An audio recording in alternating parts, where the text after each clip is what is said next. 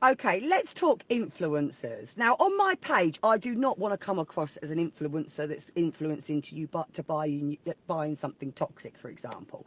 I would class myself or would want to come across as someone that is influencing my followers to buy something that's better for your health, healing, and is good for what's in your home and your environment for you and your family.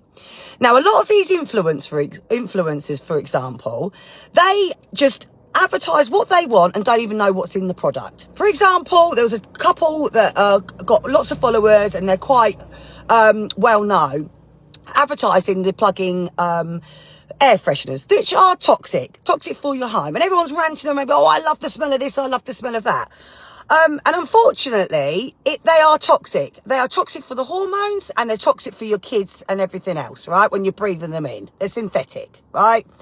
And I actually commented on there saying, I'm really sorry, but these are really toxic for the home.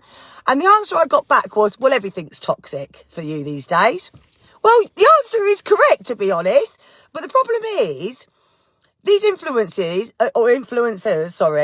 are selling people products that people are thinking that are okay to have in their home, and they're not. And it's only when something, for example, maybe a family member might come down with something, or something that people wake up. And unfortunately, sometimes people don't wake up to the fact that's what's in and around them and what they're putting in and on their body. And that's the sad reality, to be honest.